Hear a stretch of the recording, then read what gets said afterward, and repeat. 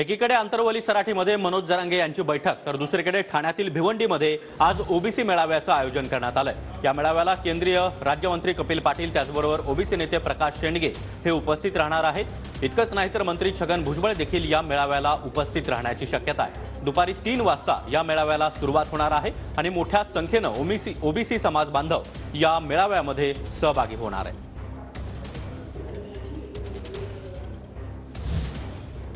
तर ठाण्यामधील भिवंडीमध्ये आज ओबीसी मेळाव्याचं आयोजन करण्यात आलेलं आहे। काल वर्ध्यामध्ये ओबीसी एल्गार मेळावा पार पडला, मात्र या मेळाव्यामध्ये प्रकृतीच्या कारणामुळे छगन भुजबळ सहभागी झाले नव्हते।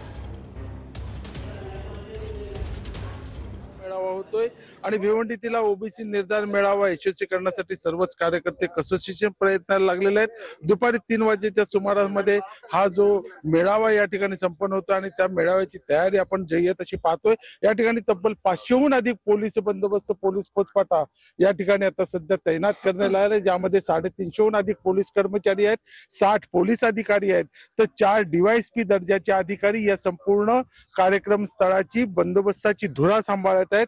आणि या ठिकाणी एकूण जर आपण पाहिलं तर ज्या पद्धतीची इथे व्यवस्था केलेली आहे त्या व्यवस्थेच्या नुसार या ठिकाणी मोठ्या संख्येनं जे ठाणे, रायगड आणि पालघर या तिन्ही जिल्ह्यातून मोठ्या संख्येनं ओबीसी समाजाचे कार्यकर्ते येतील असा निर्धार या ठिकाणी संपूर्ण आयोजकांकडून व्यक्त केला जातोय।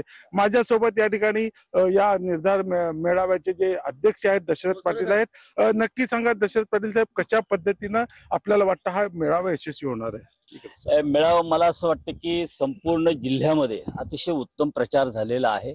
लोक स्वतःहून स्फूर्त बाहेर पडणार आहेत। लोकांना अन्याय काय आहे हे माहिती झाली। प्रारंभी असं होतं की आगरी आणि कोळी ह्या समाजाला विशेषतः आरक्षणाचं काही महत्व समजलं नव्हतं। आता त्यांना जाणीव झाली की या ठिकाणी शैक्षणिक नुकसान काय होणार आहे, तुमचं शैक्षणिक शिष्यवृत्तीमध्ये काय होणार आहे, नोकऱ्यांमध्ये, पदोन्नतीमध्ये आणि विशेषतः राजकारणामध्ये तुमचं काय नुकसान होणार याची जाणीव